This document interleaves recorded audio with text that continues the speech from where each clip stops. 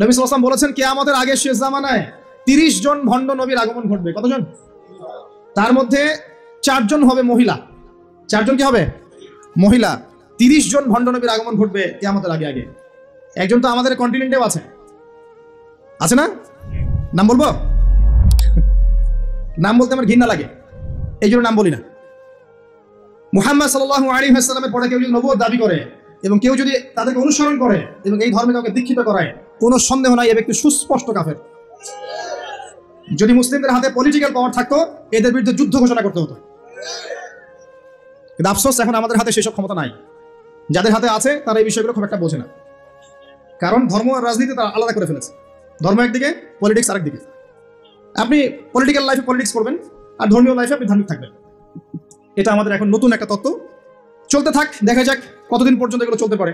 আল্লাহ রাব্বুল আলামিন ওয়াদা করেছেন যে একজন নবী আসবেন, একজন নবী আসবেন, অচিরেই একজন নবী আসবেন 2 জন ফেরেশতার কাঁধে ভর দিয়ে সিরিয়ার দামেস্কে সাদা মসজিদের মিনারের উপরে। তার চুল দিয়ে টপ টপ করে পানি পড়তে থাকবে, তার গায়ে একটু হলুদ রঙের জামা থাকবে, চুলগুলো থাকবে ব্রাউন কালারের, সিল্কি চুল, ব্রাউন কালারের। তিনি হচ্ছেন নবী ঈসা আলাইহিস সালাম। মারিয়াম আলাইহিস সালামের তারা তাকে ক্রুশবিদ্ধ করে নাই, বাল রাফাআহু আল্লাহু ইলাইহি, বরং আল্লাহ তাকে তার কাছে তুলে নিয়েছেন, সুবহানাল্লাহ। এবং তিনি তাকে পাঠাবেন কি জন্য? কারণ শেষ জামানায় ঈসা ইবনে মারিয়াম এই জেরুজালেম থেকে সারা বিশ্বকে শাসন করবেন এই কারণে। এবং তার হাতে আল্লাহ রাব্বুল আলামিন মাসিহুদ দাজ্জালকে হত্যা করাবেন। একজন নবী এর হাতে বিশ্বের ইতিহাস শেষ হবে, অন্য কারো হাতে শেষ হবে না। এই বিশ্বের ইতিহাসটা শেষ হবে একজন নবীর হাতে। যতক্ষণ না তিনি আসছেন, যতক্ষণ না সারা ওয়ার্ল্ডে তিনি ইসলামী খেলাফা পুনরায় কায়েম করছেন, ততক্ষণ কিয়ামত হবে না ইনশাআল্লাহ। একদম টেনশন করেন না, কিয়ামত হবেই না যতক্ষণ উনি আসছেন না, ইনশাআল্লাহ আযজা ওয়া জাল্লা। তাই এভাবেই যাবে। ঈসা ইবনে মারিয়ামের হাতে পুরো বিশ্বের ক্ষমতা থাকবে ইনশাআল্লাহ। তিনি সবচেয়ে বড় ক্যারেক্টার শেষ জামানার। আর তার অনেক আগেই ইমামুল মাহদী ইন্তেকাল করবেন, অনেক আগেই ইমামুল মাহদী ইন্তেকাল করবেন। ঈসা ইবনে মারিয়াম থাকবেন 40 বছর, তিনি ইসলামী শাসন কায়েম করবেন পুরো বিশ্বে। এটা হবে কত সালে, কত বছর পর, কত শতাব্দী পর আমরা কেউ জানি না। মাল মাসউলু আনহা বিআলাম মিনাস সাইল, আর কেমন আমরা জানি না এটা কবে হবে, এক্স্যাক্টলি কোন সালে। কিন্তু কিয়ামতের আলামতগুলো যেভাবে একটার পর একটা আসছে, একটার পর একটা আসছে, এতে মনে হচ্ছে দূরদর্শিতার সাথে যে সময় বেশি বাকি নাই। একদিন নবী করিম সাল্লাল্লাহু আলাইহি ওয়াসাল্লাম, যখন নবীর নাম আসবে দরুদ পড়বো আমরা সবাই, বলবো সাল্লাল্লাহু আলাইহি ওয়াসাল্লাম। নবী সাল্লাল্লাহু আলাইহি ওয়াসাল্লাম মসজিদের মধ্যে বসে আছেন। তার ইন্তেকালের অল্প কয়েকদিন আগের ঘটনা এটা, হতে পারে 50 দিন বা 60 দিন বা 80 দিন। নবী করিম সাল্লাল্লাহু আলাইহি ওয়াসাল্লাম মসজিদে বসে আছেন, সাহাবায়ে কেরাম রাদিয়াল্লাহু আনহুম তার চারপাশে আছেন। এমন সময় একজন ব্যক্তি মসজিদে প্রবেশ করলো, যে ব্যক্তির গায়ে ছিল ধবধবে সাদা জামা, পরিষ্কার পরিচ্ছন্ন ধবধবে সাদা একটা জামা। দেখেন মসজিদে আসার আদব, আমরা মসজিদে যাই সবচেয়ে নোংরা জামাটা পরে যাই। দেখবেন একটা ছেঁড়া লুঙ্গি, ছেঁড়া গেঞ্জি, ছেঁড়া পাঞ্জাবি, মসজিদে চলে গেলাম। এই ব্যক্তি মসজিদে আসছেন, তার সবচেয়ে সেরা কাপড়টা পরে আসছেন, ধবধবে সাদা জামা পরে আসছেন। আর সাদা পোশাক পরা কিন্তু সুন্নত, জানেন তো? সাদা পোশাক পরা সুন্নত। সাদা পোশাক পরে তিনি মসজিদে আসলেন, ধবধবে সাদা পোশাক, এবং তার চুলগুলো ছিল প্রচন্ড কালো, কুচকুচে কালো, সুন্দর পরিপাটি। তো পরিপাটি থাকা ইসলামের সুন্নত। তিনি এসে নবী সাল্লাল্লাহু আলাইহি ওয়াসাল্লামের কাছে এসে বসলেন। যেভাবে বসলেন তার ব্যাখ্যাটা হাদিসে এসেছে এভাবে যে হাত্তা জালাসা মা'আন নবী সাল্লাল্লাহু আলাইহি ওয়াসাল্লাম ফাসনাদা রুকবাতাইহি ইলা রুকবাতাইহি ওয়া ওয়াদা'a কাফাইহি আলা ফাখিযাইহি। এই ব্যক্তি নবী সাল্লাল্লাহু আলাইহি ওয়াসাল্লামের কাছে এসে বসলেন, তার হাঁটুর সাথে হাঁটু লাগিয়ে দিলেন। আমরা তাশাহুদে যেমন করে বসি, আত-তাহিয়াতু লিল্লাহি ওয়াস সালাওয়াতু ওয়াত তাইয়্যিবাত, এই সময় আমরা যেমন করে বসি, এই ব্যক্তি এভাবে বসলেন, নবীর কাছে এসে বসলেন, হাঁটুর সাথে হাঁটু লাগিয়ে বসলেন। বসে তার 2 হাত আল্লাহ রসুলের এই যে পা, উরু, এর উপরে রাখলেন। টিচারের কাছে ওস্তাদ, মানে ওস্তাদের কাছে কি স্টুডেন্ট, ছাত্র এসেছে বসতে, আদবটা দেখেছেন? আমরা একটু আদবের সাথে বসবো ইনশাআল্লাহ। আদবের সাথে বসেছেন, বসে নবী সাল্লাল্লাহু আলাইহি ওয়াসাল্লামকে জিজ্ঞাসা করছেন, ইয়া মুহাম্মদ, বলেন সাল্লাল্লাহু আলাইহি ওয়াসাল্লাম, হে মুহাম্মদ সাল্লাল্লাহু আলাইহি ওয়াসাল্লাম, আখবিরনি আনিল ইসলাম, হে মুহাম্মদ সাল্লাল্লাহু আলাইহি ওয়াসাল্লাম, আমাকে ইসলাম সম্পর্কে বলুন। নবী সাল্লাল্লাহু আলাইহি ওয়াসাল্লাম বললেন, আল ইসলাম, ইসলাম হচ্ছে আন তাশহাদা আল্লা ইলাহা ইল্লাল্লাহ ওয়া আন্না মুহাম্মাদান আবদুহু ওয়া রাসূলুহু। ইসলাম হচ্ছে প্রথমত তুমি সাক্ষ্য দিবে আল্লাহ ছাড়া কোনো ইলাহ নেই এবং মুহাম্মদ সাল্লাল্লাহু আলাইহি ওয়াসাল্লাম তার বান্দা এবং রাসূল। এটা প্রথম pillar, the first pillar of Islam. তাওহীদ, একত্ববাদের সাক্ষ্য দেয়া, এবং রিসালাত, মুহাম্মদ সাল্লাল্লাহু আলাইহি ওয়াসাল্লামের নবুয়তের স্বীকৃতি দেয়া, এটা প্রথম। তারপরে ওয়া আন তুকিমুস সালাহ, এবং তুমি সালাত কায়েম করবে, 5 ওয়াক্ত সালাত কায়েম করবে। ওয়া তুতিয়া যাকাত, এবং যাকাত প্রদান করবে, নিসাব পরিমাণ সম্পদ হয়ে গেলেই যাকাত প্রদান করবে। ওয়া তাসুমা রমাদান, এবং রমাদান মাসে সওম পালন করবে। রমজান মাসে সওম পালন করবে, এবং তোমার যদি সামর্থ্য হয় তাহলে বাইতুল্লাহ গিয়ে হজ করবে। এই হলো ইসলাম। ইসলামের পিলার কয়টা ভাই? 5টা। তাওহীদ এবং রিসালাত, অর্থাৎ কালিমা লা ইলাহা ইল্লাল্লাহ মুহাম্মাদুন রাসূলুল্লাহ। 2 নাম্বার সালাত, 5 ওয়াক্ত। সালাত নাই, ইসলাম থেকে নাম কাটা। মান তারাকা সালাতান মুতাআম্মিদান ফাকাদ কাফারা। কেউ যদি সালাত ইচ্ছা করে ছেড়ে দেয়, মুসলিমের লিস্ট থেকে নাম কাটা পড়ে গেছে। জনগণ তাকে হাজী সাহেব বলতে পারে, আল্লাহর লিস্টে নাম নাই, কারণ সে সালাত ছেড়ে দিয়েছে। সালাত ছেড়ে দিলে ইসলামের কোনো পিলার থাকে না। আপনি অন্যান্য গুনাহ করছেন কিন্তু সালাত পড়ছেন, অ্যাটলিস্ট নাম আছে আপনার, মুসলিম আপনি। নামাজ বাদ দিয়ে দিয়েছে, তার ইসলামের লিস্টে তার কোনো নাম নাই। মান তারাকা সালাতান মুতাআম্মিদান ফাকাদ কাফার, সে কুফরি করলো, কাফের হয়ে গেল। বাইনা রাজুলি ওয়া বাইনা শিরকি ওয়াল কুফরি তারকুস সালাহ। একজন আল্লাহর বান্দা আর একজন কাফের মুশরিকের মাঝে পার্থক্য হচ্ছে নামাজ। ঠিক আছে ভাই? সালাত নাই, ইসলাম নাই। আচ্ছা, তারপরে বলেছেন যাকাত। তোমার নিসাব পরিমাণ সম্পদ হয়ে গেলে যাকাত প্রদান করবে। আপনার নিসাব পরিমাণ সম্পদ হয়ে গেলে, 1 বছর যদি সম্পদ আপনার কাছে থাকে, আপনাকে যাকাত প্রদান করতে হবে 2.5%। এটা হলো ইসলামিক অর্থনীতির মূল ভিত্তি। ইসলামিক অর্থনীতি দাঁড়িয়ে আছে যাকাতের উপরে, ব্যবসার উপরে, সাদাকার উপরে। এগুলো ইসলামিক অর্থনীতির পিলার। এর মধ্য দিয়ে টাকা পয়সা সবার হাতে হাতে ঘুরতে থাকে। কেউ চিরস্থায়ী গরিব হয় না, কেউ চিরস্থায়ী ধনীও হয় না।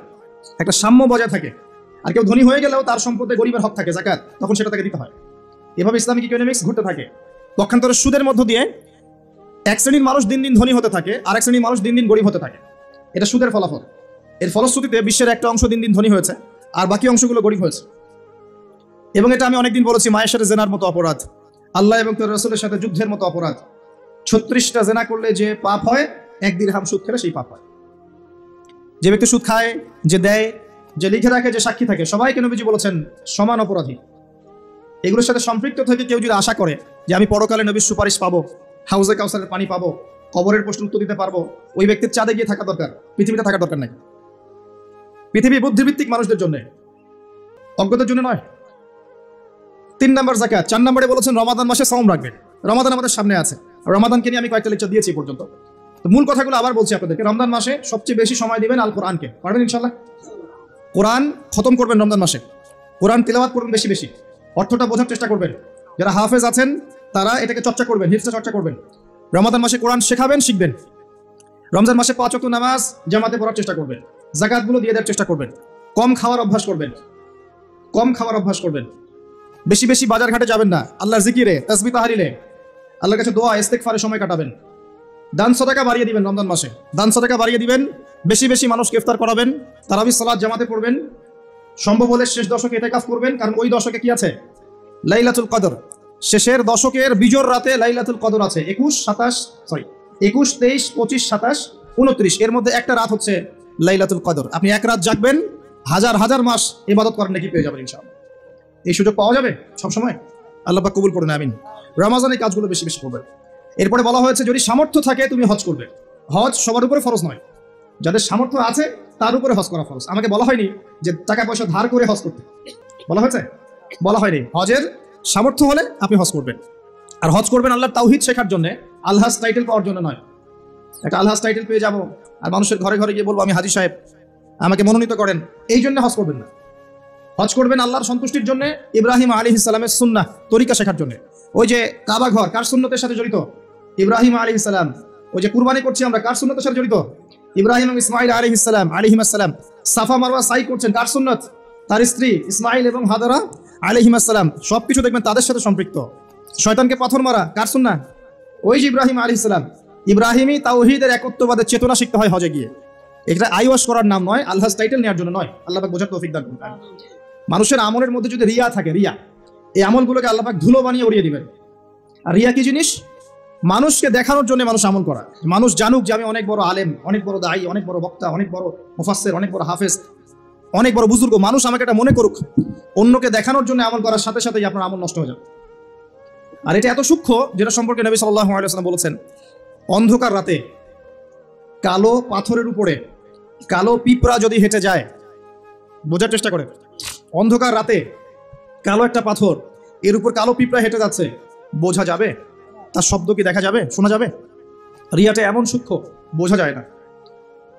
যদি এটা মনের মধ্যে চলে আসে, এই দোয়াটা পড়তে পারেন, আল্লাহুম্মা ইন্নী আউযু বিকা আন উশরিকা বিকা ওয়া আনা আ'লাম ওয়াস্তাগফিরুকা লিমা লা আ'লাম, ইনশাআল্লাহ আল্লাহ পাক মাফ করে দিবেন। অর্থ হচ্ছে, আল্লাহ আমি তোমার সাথে জানা এবং অজানা শিরক থেকে তোমার কাছে ক্ষমা চাচ্ছি। আমি জেনে যে শিরকগুলো করেছি এ থেকেও ক্ষমা চাচ্ছি, যেটা না জেনে করেছি, এই যে গোপন শিরক রিয়া করেছি, এ থেকেও মাফ চাচ্ছি। আল্লাহ পাক ইনশাআল্লাহ মাফ করে দিবেন। এই পাঁচটা হচ্ছে ইসলামের পিলার। আর ইসলাম একমাত্র দিন যেটা আল্লাহর কাছে কবুলিয়ত পেয়েছে। অন্য কোনো দিন কি আল্লাহর কাছে গ্রহণযোগ্য? এর উত্তর কে দিবে? আল্লাহই দেখ, আল্লাহ পাকের কাছেই শোনেন। আল্লাহ পাক সূরা আলী ইমরানের মধ্যে বলেছেন, ইন্না দীনা ইনদাল্লাহিল ইসলাম, ইন্না দীনা ইনদাল্লাহিল ইসলাম। আল্লাহর কাছে একমাত্র গ্রহণযোগ্য দিনের নাম কি? ইসলাম। দিন মানে কি? দিন মানে কি ধর্ম, না দিন মানে একটা জীবন ব্যবস্থা?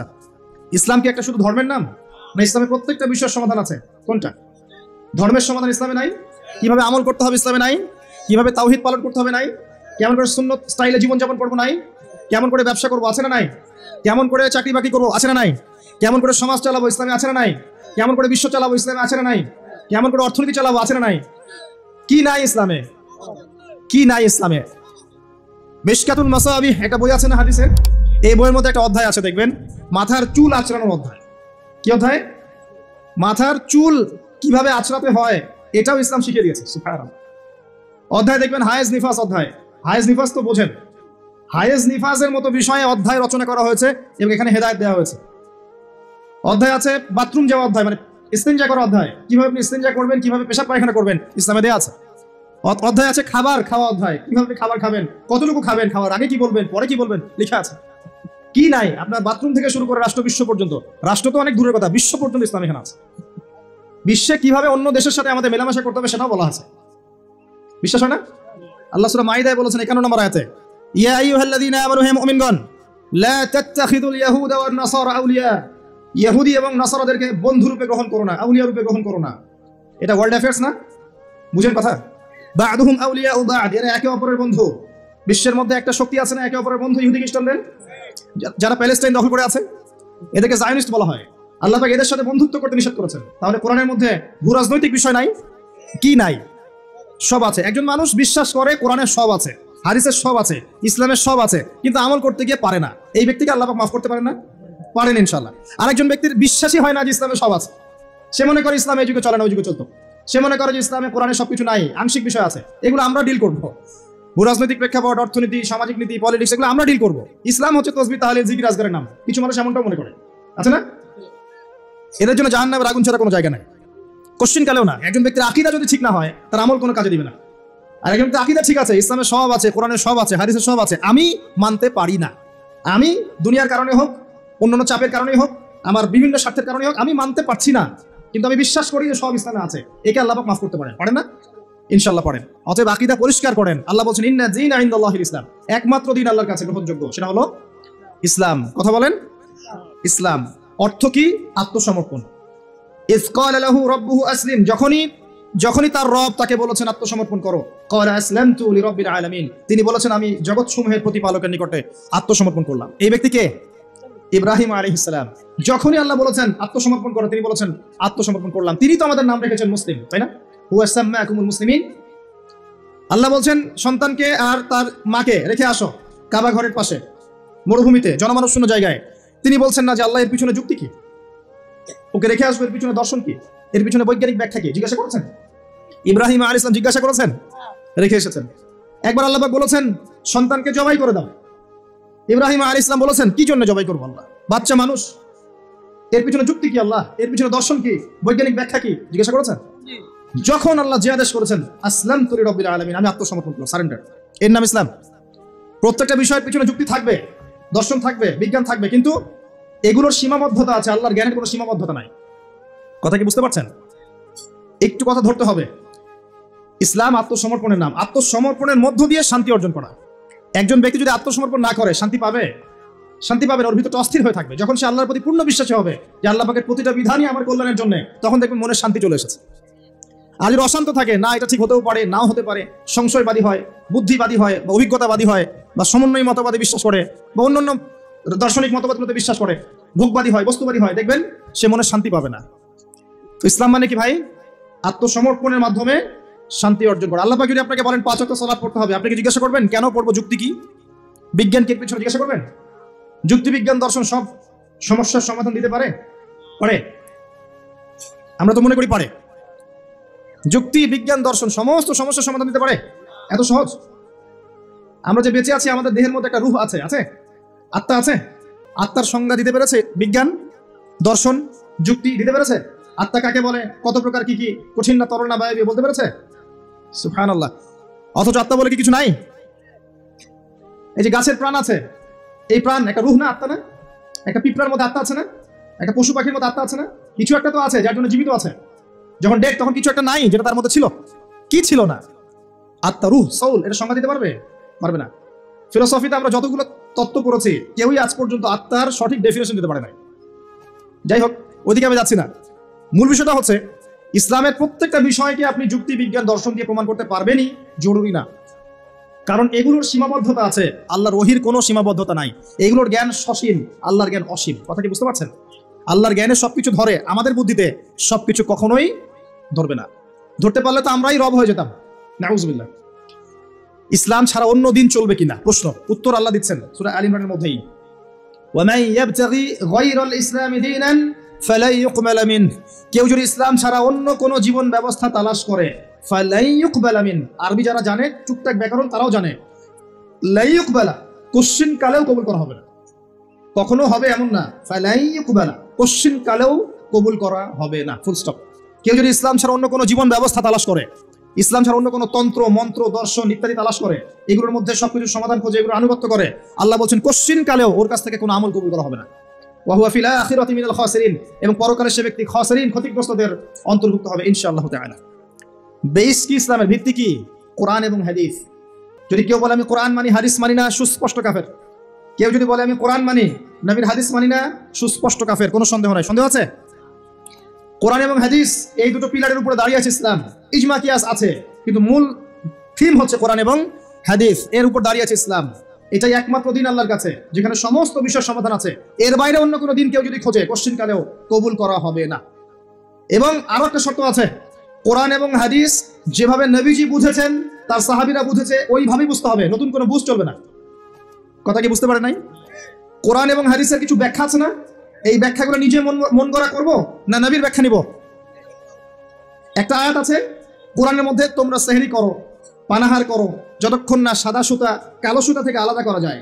এখন কি আপনি রাতের বেলা সুতা নিয়ে বসে থাকবেন আর খাওয়া দাওয়া করবেন? কি করবেন? সাদা সুতা কালো সুতা পার্থক্য না করা পর্যন্ত কি খাওয়া দাওয়া করবেন? কি বুঝিয়েছেন আল্লাহ পাক এখানে? এই ব্যাখ্যাটা কে দিবে? আমি দিব না নবী দিবেন? একজন সাহাবী সুতা নিয়ে বসে আছেন, খাওয়া দাওয়া করছেন, এদিকে সুবহে সাদিক পার হয়ে গেছে। নবীজি পরে ডেকে বুঝালেন, আসলে এর ব্যাখ্যা এটা নয়। এখানে আল্লাহ পাক রাতের অন্ধকার আর সুবহে সাদিক বুঝিয়েছেন, সাদা সুতা কালো সুতা। কে ব্যাখ্যা করলেন?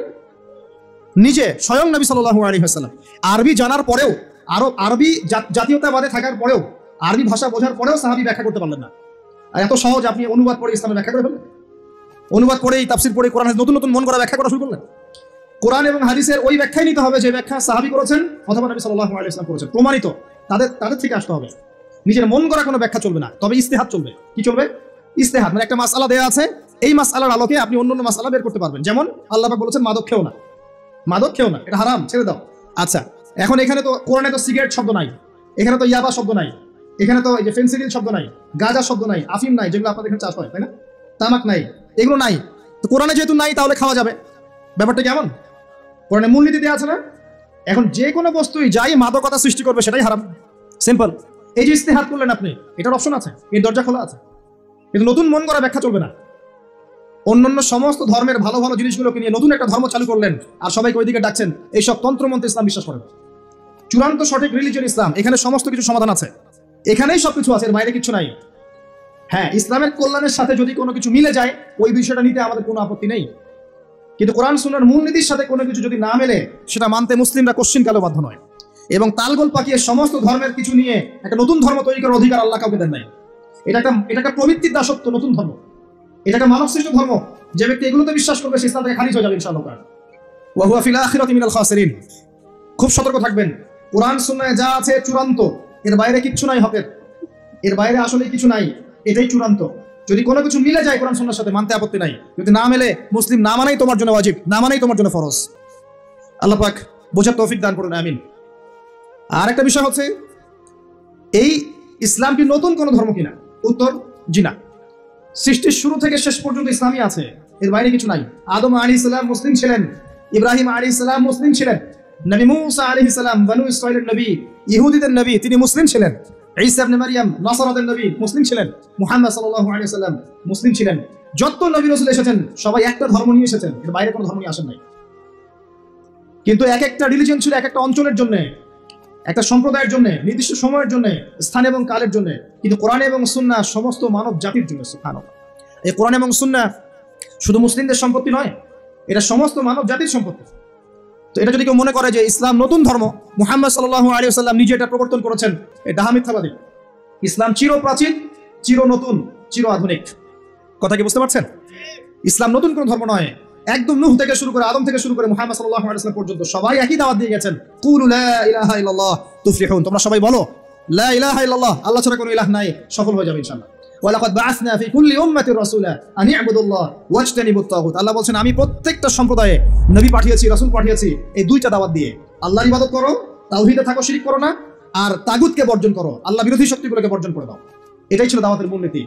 সবাই একই দাওয়াত নিয়ে এসেছে, সবাই মুসলিম ছিলেন। তাহলে সমস্যা হলো কিভাবে? সমস্যা হলো এভাবে, যখন একজন নবী ইন্তেকাল করেছেন, তার পরবর্তীতে তার কওম আস্তে আস্তে আস্তে আস্তে ধর্মগ্রন্থকে বিকৃত করা শুরু করেছে। এখন হাদিসের নামে অনেক জাল হাদিস নাই আছে না? অনেক জাল হাদিস, তারপরে অনেক উল্টাপাল্টা হাদিস মানুষ বলে বেড়াচ্ছে না, যেগুলো কোনোদিন শোনেন নাই জীবনে, আছে না? তো আল্লাহ পাক কোরআন সংরক্ষণ করেছেন, কোরআনের মধ্যে কেউ একটা চুল পরিমাণ ঢুকাতে পারবে না, বের করতে পারবে না। হাদিসের নামে অনেকেই জালিয়াতি করেছে, করে নাই? এখন এখানে যদি সমস্যা হয়, তাহলে আগের ধর্মগ্রন্থগুলোর কথা চিন্তা করেন, চিন্তা করে দেখেন। মানুষ এভাবে নিজেদের স্বার্থে, কখনো ধর্মের স্বার্থে, কখনো দলের স্বার্থে, কখনো রাজনৈতিক স্বার্থে, কখনো ইহুদি খ্রিস্টানদের প্ররোচনায় বিভিন্ন রকম তন্ত্রমন্ত্র শুরু করেছে এবং শরীয়তকে বিকৃত করার চেষ্টা করেছে। এটা শুরু থেকেই ছিল, এভাবেই আস্তে আস্তে ধর্মগুলো বিকৃত হয়েছে। যখনই একটা ধর্ম বিকৃত হয়েছে, আসমানি কিতাবকে বিকৃত করা হয়েছে, আল্লাহ পাক নতুন নবী পাঠিয়েছেন, নতুন আসমানি কিতাব পাঠিয়েছেন। কিন্তু কিয়ামত পর্যন্ত কোরআন এবং হাদিসের বাইরে নতুন কোনো কিতাব আসবে? আর কোনো নবী আসবেন? এবার আসেন যে টপিকটা দিয়েছেন ওখান থেকে কথা বলি। নবী সাল্লাল্লাহু আলাইহি ওয়াসাল্লাম বলেছেন কিয়ামতের আগে শেষ জামানায় 30 জন ভণ্ড নবীর আগমন ঘটবে। কতজন? তার মধ্যে 4 জন হবে মহিলা। 4 জন কি হবে? মহিলা। 30 জন ভণ্ড নবীর আগমন ঘটবে কিয়ামতের আগে আগে। একজন তো আমাদের কন্টিনেন্টেও আছে, আছে না? নাম বলবো? নাম বলতে আমার ঘৃণা লাগে, এই জন্য নাম বলি না। মুহাম্মদ সাল্লাল্লাহু আলাইহি ওয়াসাল্লামের পরে কেউ যদি নবুয়ত দাবি করে এবং কেউ যদি তাদেরকে অনুসরণ করে এবং এই ধর্মে কাউকে দীক্ষিত করায়, কোনো সন্দেহ নাই এ ব্যক্তি সুস্পষ্ট কাফের। যদি মুসলিমদের হাতে পলিটিক্যাল পাওয়ার থাকতো, এদের বিরুদ্ধে যুদ্ধ ঘোষণা করতে হতো। কিন্তু আফসোস এখন আমাদের হাতে সেসব ক্ষমতা নাই। যাদের হাতে আছে তারা এই বিষয়গুলো খুব একটা বোঝে না, কারণ ধর্ম আর রাজনীতি তারা আলাদা করে ফেলেছে। ধর্ম একদিকে, পলিটিক্স আরেকদিকে। আপনি পলিটিক্যাল লাইফে পলিটিক্স করবেন আর ধর্মীয় লাইফে আপনি ধার্মিক থাকবেন। এটা আমাদের এখন নতুন একটা তত্ত্ব। চলতে থাক, দেখা যাক কতদিন পর্যন্ত এগুলো চলতে পারে। আল্লাহ রাব্বুল আলামিন ওয়াদা করেছেন যে একজন নবী আসবেন, একজন নবী আসবেন, অচিরেই একজন নবী আসবেন 2 জন ফেরেশতার কাঁধে ভর দিয়ে। সিরিয়ার দামেস্কে সাদা মসজিদের মিনারের উপরে তার চুল দিয়ে টপটপ করে পানি পড়তে থাকবে, তার গায়ে একটু হলুদ রঙের জামা থাকবে, চুলগুলো থাকবে ব্রাউন কালারের, সিল্কি চুল, ব্রাউন কালারের। তিনি হচ্ছেন নবী ঈসা আলাইহিস সালাম। মারিয়াম আলাইহিস সালামের, তারা তাকে ক্রুশবিদ্ধ করে নাই, বাল রাফাআহুল্লাহু ইলাইহি, বরং আল্লাহ তাকে তার কাছে তুলে নিয়েছেন। সুবহানাল্লাহ। এবং তিনি তাকে পাঠাবেন কি জন্য? কারণ শেষ জামানায় ঈসা ইবনে মারিয়াম এই জেরুজালেম থেকে সারা বিশ্বকে শাসন করবেন, এই কারণে। এবং তার হাতে আল্লাহ রাব্বুল আলামিন মসিহুদ দাজ্জালকে হত্যা করাবেন। একজন নবী, এর হাতে বিশ্বের ইতিহাস শেষ হবে, অন্য কারো হাতে শেষ হবে না। এই বিশ্বের ইতিহাসটা শেষ হবে একজন নবীর হাতে। যতক্ষণ না তিনি আসছেন, যতক্ষণ না সারা ওয়ার্ল্ডে তিনি ইসলামী খেলাফা পুনরায় কায়েম করছেন, ততক্ষণ কিয়ামত হবে না ইনশাআল্লাহ। একদম টেনশন করেন না, কিয়ামত হবেই না যতক্ষণ উনি আসছেন না ইনশাআল্লাহ আযজা ওয়া জাল। তাই এভাবেই যাবে। ঈসা ইবনে মারিয়ামের হাতে পুরো বিশ্বের ক্ষমতা থাকবে ইনশাআল্লাহ। তিনি সবচেয়ে বড় ক্যারেক্টার শেষ জামানার। আর তার অনেক আগেই ইমামুল মাহদী ইন্তেকাল করবেন, অনেক আগেই ইমামুল মাহদী ইন্তেকাল করবেন। ঈসা ইবনে মারিয়াম থাকবেন 40 বছর, তিনি ইসলামী শাসন কায়েম করবেন পুরো বিশ্বে। এটা হবে কত সালে, কত বছর পর, কত শতাব্দী পর আমরা কেউ জানি না। মাল মাসউলু আনহা বিআলাম মিনাস সাইল, অনেকে এমন আমরা জানি না এটা কবে হবে, এক্স্যাক্টলি কোন সালে। কিন্তু কিয়ামতের আলামতগুলো যেভাবে একটার পর একটা আসছে, একটার পর একটা আসছে, এতে মনে হচ্ছে দূরদর্শিতার সাথে যে সময় বেশি বাকি নাই। একটা বিষয়ের আলামত প্রকাশ পেলে মানুষ বুঝতে পারে না যে একটা বিষয় ঘটতে যাচ্ছে। একজনের ক্যান্সার হয়েছে মনে করেন, নাউজুবিল্লাহ, তো ক্যান্সার হয়েছে, সে অসুস্থ হয়েছে, আস্তে আস্তে আরেকটু অসুস্থ হচ্ছে, তারপর আরেকটু অসুস্থ হচ্ছে, এক পর্যায়ে লাস্ট স্টেজে চলে গেছে। তখন ডাক্তার বুঝতে পারে না যে এনার হাতে বেশি সময় নাই। কথা বোঝা যায়? যখন এমন ভাবে সাইনগুলো একটার পর একটা আসতে থাকে, আমরা অনুমান করে ফেলি না, একটা এস্টিমেট করি না যে সম্ভবত সময় বেশি নাই, এই ব্যক্তি বেশি দিন বাঁচতে পারবে না হয়তো না। শেষ স্টেজে আছে, ক্যান্সার ধরা পড়েছে, সে একদম শয্যাশায়ী, মৌতের আলামত প্রকাশ পাচ্ছে, তাহলে কি আপনি বলতে পারবেন না যে তার সময় হয়তো বা সন্নিকটে চলে এসেছে? এটা বলা কি গায়েব জানা হলো? এটা গায়েবের খবর বলা হলো? এটা আপনার দূরদর্শিতা, এটা আপনার হিকমা, আপনার প্রজ্ঞা, আপনার দূরদর্শিতা, আপনার বাসিরা। তো এই বাসিরা চর্চা করা কি নাজায়েজ? আমরা হাদিসটা শেষ করি, তারপর দেখবেন নবী সাল্লাল্লাহু আলাইহি ওয়াসাল্লাম কি করেছেন। আমি বলতে চাচ্ছি, বিশ্ব এখন যে অবস্থা আছে, আস্তে আস্তে আলামতগুলো আরো বাড়বে এবং শেষটা হবে একজন নবীর হাতে, যিনি পৃথিবীকে শাসন করবেন, একজন বাদশা হিসেবে শাসন করবেন। একজন নবী হবেন এই বিশ্বের শেষ রাজনীতিবিদ। আপনি কি বলছেন? রাজনীতি এক জিনিস আর ধর্ম এক জিনিস। একজন নবী হবে এই বিশ্বের শেষ পলিটিশিয়ান, দেখে নিয়েন। তার নাম কি? নবী ঈসা ইবনে মারইয়াম। ও ওয়ার্ল্ড ব্যাংক কিছুই করতে পারবে না তাকে, ইউনাইটেড নেশনস তার কোনো ক্ষতি করতে পারবে না, ওই ন্যাটো তার কোনো ক্ষতি করতে পারবে না, ওই ইসরায়েল তার কোনো ক্ষতি করতে পারবে না, পশ্চিমা সবাই একত্রিত হয়ে ওর কোনো ক্ষতি করতে পারবে না ইনশাআল্লাহ তাআলা। আল্লাহ পাক তাকে মদদ করবে, সাহায্য করবে। কে আছে তাকে ঠেকাবে? কে আছে তাকে ঠেকাবে? কেউ নাই। তো এটা হবে ইনশাআল্লাহ। ওই সময় কারা বেঁচে থাকবে আল্লাহু আ'লাম। আমার মনে হয় না আমরা সেই সময় বেঁচে থাকবো। আমার মনে হয় না যে আমরা ওই সময় বেঁচে থাকবো ইল্লা মাশাআল্লাহ। এটার জন্য অনেক সময় পড়ে আছে। আমরা অন্যদিকে আসেন। এখানে একটা বিষয় আপনাকে ক্লিয়ার করা হলো যে কোরআন এবং হাদিস ইসলামের মূল মানদণ্ড। এটার উপর 5টা পিলার দাঁড়িয়ে আছে: সালাত, তার আগে তাওহীদ এবং সুন্নাহ, যাকাত, রমাদানের সাওম এবং হজ।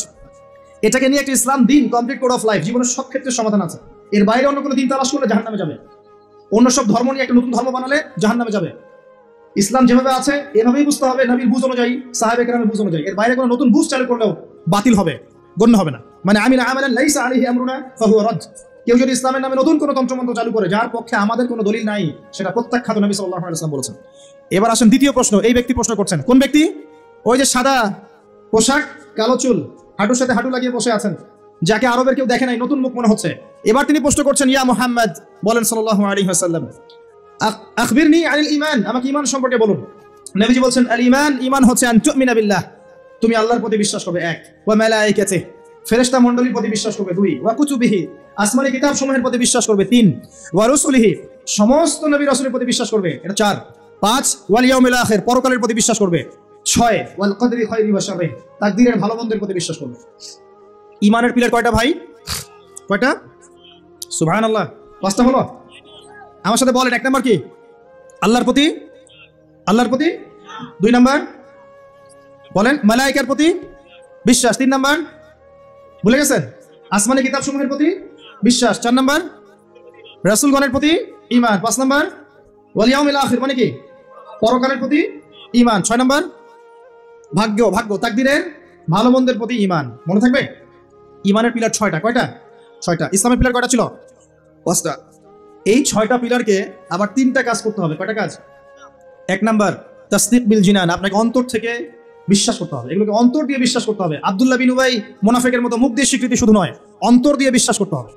তারপরে ইকরার বিল লিসান, আপনাকে মৌখিক স্বীকৃতি প্রদান করতে হবে। 2, 3 নাম্বার হচ্ছে ওয়াল আমালু বিল আরকান, আপনাকে কাজে বাস্তবায়ন করতে হবে। তাহলে ঈমানের 6 পিলারকে কি করব?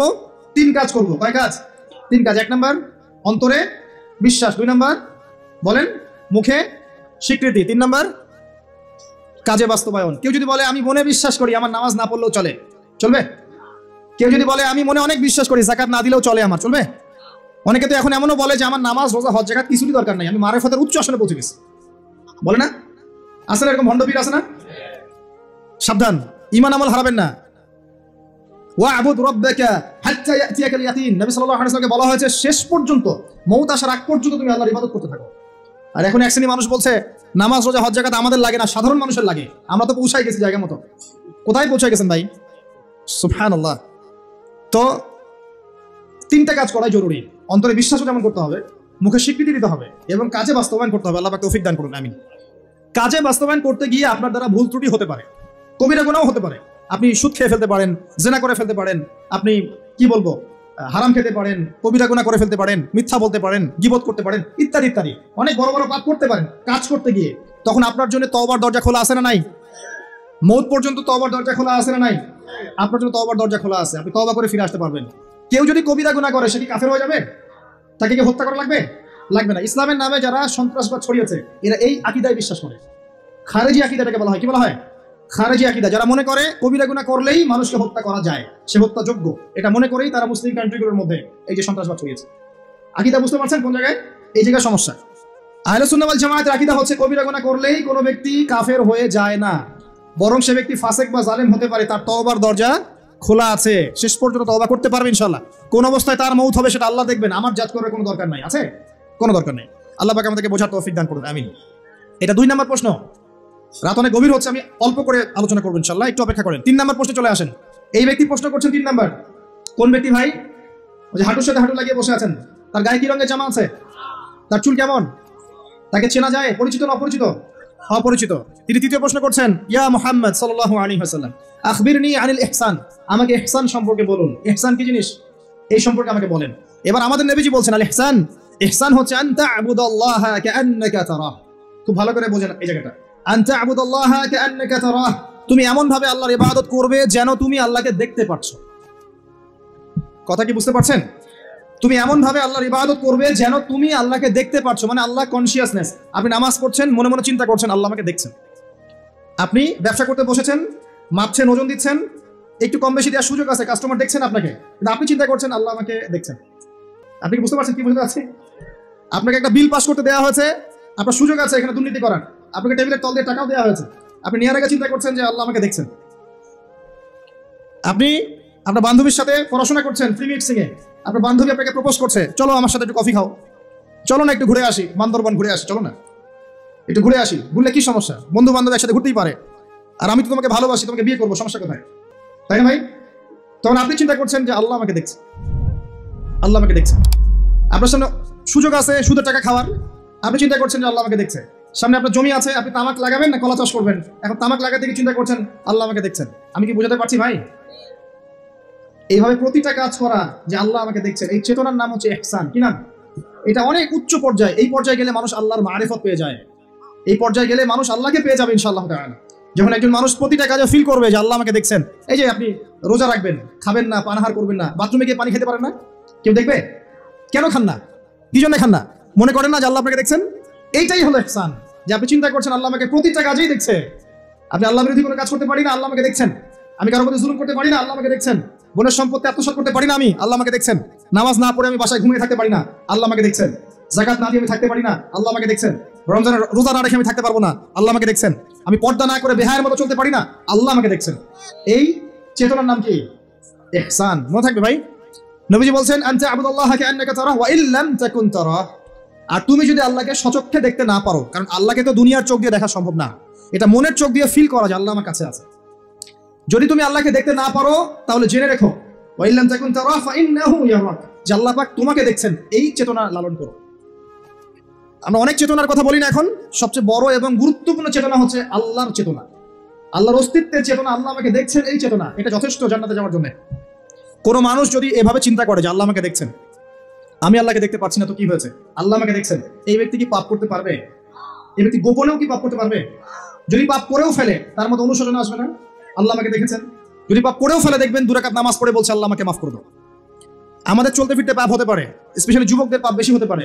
যদি পাপ হয়ে যায় হতাশ হবেন না, পাপ হয়ে গেছে হতাশ হবেন না। ওযু করবেন, জায়নামাজে দাঁড়াবেন, 2 রাকাত নামাজ পড়বেন, ওই পাপের কথা আল্লাহকে বলে ক্ষমা চাইবেন, ইনশাআল্লাহ আল্লাহ পাক আপনার গুনাহকে নেকি দিয়ে পরিবর্তন করে দেবেন ইনশাআল্লাহ। যতবার পাপ হবে ততবার নামাজে দাঁড়াবেন, ততবার ওযু করবেন, ততবার 2 রাকাত নামাজ পড়বেন এবং আল্লাহর কাছে ক্ষমা চাইবেন, ইনশাআল্লাহ আল্লাহ মাফ করে দিবেন। শয়তান আপনাকে হতাশ করতে যাবে, ফার্স্ট্রেট করতে যাবে। আরে তুমি অন্যায় করেছো, এত বড় বড় পাপ করেছো, তুমি পর্নোগ্রাফি দেখো, তুমি মেয়ের সাথে জিনা করেছো, তুমি মদ খাও, তুমি এই করো, তুমি কিভাবে আল্লাহর সামনে দাঁড়াবে? কোন মুখ নিয়ে দাঁড়াবে? এগুলো শয়তানের ওয়াসওয়াসা। কার ওয়াসওয়াসা? আল্লাহ পাক ক্ষমা করতে করতে ক্লান্ত হবেন না, আপনি ক্ষমা চাইতে চাইতে ক্লান্ত হয়ে যাবেন ইনশাআল্লাহ। আল্লাহ পাক এমন গফুর রহিম। এক ব্যক্তি 99টা খুন করেছে। কয়টা? 99টা খুন করে এক আলেমের কাছে গিয়ে বলেছে যে আমার কি তওবা হবে? সে বলেছে না, তওবা হবে না। সে বলেছে কি? তওবা হবে না। সে আলেম ছিল না, সে আবেদ ছিল। আবেদ মানে ইবাদত করতে বেশি বেশি, খুব বেশি জ্ঞান ছিল না। আমাদের মতো আমরা কিন্তু ইবাদত বেশি করি, জ্ঞান খুব কম। তো সে ছিল আবেদ, সে বলেছে না তওবা হবে না। তো ও বেটারাও কোপ দিয়ে 100টা খুন করে ফেলেছে, 100 ফিল আপ। এবার সে চিন্তা করছে যে আমি কি করব? আরেকজন আলেমের কাছে গিয়ে বলছে আমি 100টা খুন করেছি, তওবা হবে?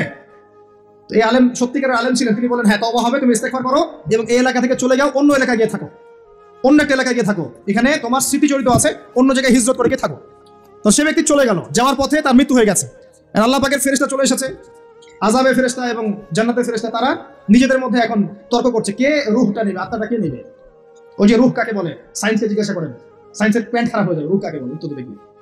এখন আল্লাহ পাক এই বান্দাকে মাফ করতে চাচ্ছেন, তিনি কি করলেন? আল্লাহ পাক কৌশল করলেন। তিনি বললেন জমিনটা মেপে দেখো, ফেরেশতারা তোমরা জমিন মেপে দেখো, সে যেখান থেকে বের হয়েছে সেখানকার দূরত্ব বেশি না যেখানে যাচ্ছিল ওখানকার দূরত্ব বেশি। এবার আল্লাহ পাক জমিনকে আদেশ করলেন, এই জমিন তুমি লম্বা হয়ে যাও। জমিন আল্লাহর আদেশ শোনে না? এই পাহাড় আল্লাহর আদেশ শোনে না? শোনে। পাহাড়ে যা হচ্ছে, আল্লাহ রাব্বুল আলামিনের গজব চলে আসলে এই পাহাড় দেখবেন মানুষের উপর গজব ফেলবে ইনশাআল্লাহ তাআলা। সমুদ্রের কিনারে যা হচ্ছে আমরা দেখে আসলাম যে নগ্নতা অশ্লীলতা চলছে, যখন আল্লাহ পাকের গজব আসবে দেখবেন সমুদ্র ভাসিয়ে দেবে সবাইকে, দেখবেন ইনশাআল্লাহ। আল্লাহর আদেশ যখন চলে আসবে প্রকৃতি আল্লাহর কথা শুনবে। জমিনকে আল্লাহ বললেন লম্বা হয়ে যাও, জমিন লম্বা হয়ে গেল। এবার ফেরেশতারা মেপে দেখলো সে যেখানে যাচ্ছিল ওর পরিমাণটা বেশি। আল্লাহ পাক বললেন ওকে মাফ করে দাও, ওকে মাফ করে দেওয়া হলো। 100 খুন করেছে। কত খুন? এটা বলে আপনাকে আমি খুন করতে উৎসাহিত করছি না, কথা কি বুঝতে পারছেন? আমি আপনাকে খুন করতে উৎসাহিত করছি না। আমি বলছি আল্লাহ পাকের দয়া এত প্রশস্ত যে আপনি পাপ করলে হতাশ হবেন না, হতাশ হয়ে যাবেন না। আমি অনেক পাপ করে ফেলেছি, আল্লাহ মাফ করবেন এমন চিন্তা করবেন না। আরেক ব্যক্তির ঘটনা আছে, এগুলো কিন্তু গল্প না, এগুলো বনী ইসরাইলের কাহিনী, সত্যিকারের ঘটনা। আরেক ব্যক্তি এত বেশি পাপ করেছিল যে নিশ্চিত যে আমি মারা গেলে জাহান্নামে যাব। এখন সে মওতের আগে তার সন্তানদেরকে বলছে যে আমি মারা গেলে আমার লাশটাকে পুড়িয়ে ফেলবা, লাশটা পুড়িয়ে ফেলে অর্ধেক ছাই বাতাসে ভাসিয়ে দিবা, অর্ধেক ছাই সাগরে সাগরে ভাসিয়ে দিবা, অর্ধেক ছাই বাতাসে উড়িয়ে দিবা, অর্ধেক ছাই সাগরে ভাসিয়ে দিবা। সন্তানরা তাই করলো। আল্লাহ পাক সাগরকে বললেন ছাই জমা করে দাও, বাতাসকে বললেন ছাই জমা করে দাও। এরা ছাই জমা করে তাকে আবার পুনরুত্থিত করা হলো। এবার আল্লাহ জিজ্ঞাসা করছেন তুমি এই কাজটা কেন করেছিলে? বলো এই কাজ তুমি কেন করেছো? সেই ব্যক্তি বলছে মিন খাশিয়াতিকা ইয়া রাব্বি, হে আল্লাহ আমি তোমার ভয়ে এই কাজটা করেছি। আর তুমি আল্লাহ খুব ভালো করেই জানো যে আমি তোমার ভয়ে করেছি না অন্য কোনো কারণে করেছি। আল্লাহ পাক বললেন তুমি আমার ভয়ে যদি করে থাকো আমি তোমাকে মাফ করে দিলাম। একজন ব্যভিচারী নারী, প্রস্টিটিউট বোঝেন? পতিতা বোঝেন? পতিতা বা যৌনকর্মী যে শব্দগুলো বোঝেন? আচ্ছা, এটা তো এখন একটা প্রফেশন হয়ে গেছে, তাই না? মানুষ এটাকে একটা প্রফেশন হিসেবে নিয়েছে। নাউযুবিল্লাহ। যখন এগুলো বেশি বেশি বাড়তে থাকবে সমাজে মহামারী ছড়াবে। আমার মাস্ক ভাইরাস ঠেকাতে পারবে না তো। এইসব ভাইরাস ঠেকাতে হলে বেশ্যাবৃত্তি বন্ধ করতে হবে, অশ্লীলতা বন্ধ করতে হবে, বেহায়াপনা বন্ধ করতে হবে, জেনা বন্ধ করতে হবে, তারপরে ভাইরাস কমবে ইনশাআল্লাহ। হাদিসে স্পষ্ট, যখন একটা কমের মধ্যে, কম বলতে এখন পুরো বিশ্বকে বোঝানো যায়, পুরো বিশ্বই একটা কম, গ্লোবাল ভিলেজ। যখন একটা জায়গার মধ্যে জেনা বেড়ে যায়, নোংরামি বেড়ে যায়, মদ পান করার প্রবণতা বেড়ে যায়, অশ্লীলতা বেড়ে যায়, জেনা বেড়ে যায়, এই যে ধর্ষণ বেড়ে যায়, ব্যভিচার বেড়ে যায়, অবৈধ যৌন সম্পর্ক বেড়ে যায়, তখন আল্লাহর পক্ষ থেকে এমন এমন আযাব আসে, এমন এমন রোগ আসে যেগুলো কখনো মানুষ নামও শোনে নাই। সমকালীন প্রেক্ষাপটটা মিলান, দেখবেন যে সারা বিশ্বে কিভাবে জেনা বেড়েছে। জেনা, পর্নোগ্রাফি, আর ধর্ষণ, আর পরকীয়া, ব্যভিচার ঘরে ঘরে ঢুকে গেছে। এখন ঘরে ঘরে তো ভাইরাস ছড়াবে না তো কি ছড়াবে? কোরআন এবং সুন্নাহর আলোকে যদি আপনি পরিপূর্ণ জীবনযাপন করেন, বেশি বেশি কোরআন তেলাওয়াত করেন, আশা করা যায় আপনি কিছুটা হলেও সুস্থ থাকতে পারবেন ইনশাআল্লাহ। তবে একটা কথা মনে রাখবেন, যখন চতুর্দিকে ফিতনা ফাসাদ এবং ফাসাদ ফিতনা এবং আল্লাহর গজব ছড়িয়ে পড়ে, তখন ভালো মানুষরাও বাঁচতে পারবে না। বরং ভালো মানুষদেরকে আল্লাহ আগে আগে সরাই দিবেন। তুমি একা একা ভালো ছিলা, মানুষকে তুমি ভালো কাজের আদেশ করো নাই কেন, অসৎ কাজে নিষেধ করো নাই কেন, তুমি আগে ধ্বংস হও, ওকে আগে ধ্বংস করে দিবে আল্লাহ। আল্লাহ পাকের সুন্নাত এরকমই। যাই হোক, যেটা বলছিলাম, এক মহিলা এরকম প্রস্টিটিউট ছিল, বেশ্যাবৃত্তি করে সংসার চালাতো, জীবন চালাতো। একদিন চলতে পথে দেখলো একটা কুকুর পানি পান করার জন্য তৃষ্ণার্ত অবস্থায়, তার প্রায় মৃত্যু হয় অবস্থা। তখন সেই মহিলা তার মোজাটা খুলে একটা কূপের নিচে নামিয়ে দিয়ে সেখান থেকে পানি উঠালো, উঠিয়ে এই কুকুরকে পানি পান করালো। আল্লাহ পাক এই ব্যভিচারী মহিলাকে এই কুকুরকে পানি পান করানোর ওসিলায় মাফ করে জান্নাতে দিয়ে দিয়েছেন। আমি এই কথাটা বোঝাতে চাচ্ছিলাম যে পাপ হয়ে গেলে, চলতে পথে ঈমান নিয়ে চলতে পথে কি পাপ হয়ে গেলে হতাশ হবেন না। ওযু করবেন, নামাজে দাঁড়াবেন, ক্ষমা চাইবেন, আবারও শুরু করবেন, পারবেন ইনশাআল্লাহ। আল্লাহ পাক তৌফিক ইনায়াত করুন, আমিন। এরপরে ওই ব্যক্তি 4 নম্বর প্রশ্ন করছে, আমরা এদিকেই আসছি শেষের দিকে। এবার 4র্থ প্রশ্ন সে ব্যক্তি করছে যে আখবিরনি আনিস সাআহ, হে মুহাম্মদ সাল্লাল্লাহু আলাইহি ওয়াসাল্লাম আমাকে কিয়ামত সম্পর্কে বলুন। সাআহ মানে হচ্ছে কিয়ামত, আমাকে কিয়ামত সম্পর্কে বলেন। এবার নবীজি বলছেন মাল মাসউলু আনহা বিআ'লাম মিনাস সাইল। নবীজি বলছেন সাল্লাল্লাহু আলাইহি ওয়াসাল্লাম, যে প্রশ্ন আপনি করেছেন এই ব্যাপারে প্রশ্নকারী উত্তরদাতা উভয়ের জ্ঞানী সমান, কেউ কারো চেয়ে বেশি জানে না। মানে কেউই জানে না কবে কিয়ামত হবে, এটা তিনি বোঝাতে যাচ্ছেন। এবার সেই ব্যক্তি আরো একটা প্রশ্ন করছে, ফাখবিরনি আন আমারাতিহা, যদি আপনি এক্স্যাক্টলি বলতে না পারেন কোন দিন কিয়ামত হবে, তাহলে অন্তত এতটুকু বলেন যে কিয়ামতের আলামতগুলো কি কি, যেটা আপনারা প্রশ্ন করেছেন, যেটা আপনাকে আমি টপিক দিয়েছেন, কিয়ামতের আলামতগুলো কি কি, এটা প্রশ্ন করেছেন এই ব্যক্তি নবী সাল্লাল্লাহু আলাইহি ওয়াসাল্লামকে। এবার আল্লাহর রাসূল সাল্লাল্লাহু আলাইহি ওয়াসাল্লাম এই হাদিসের মধ্যে মাত্র 2টা আলামত বলেছেন। কয়টা? মাত্র 2টা আলামত, কিন্তু শত শত আছে। নবীজি মাত্র 2টা বলেছেন, জীবনের শেষের দিকের হাদিস এটা।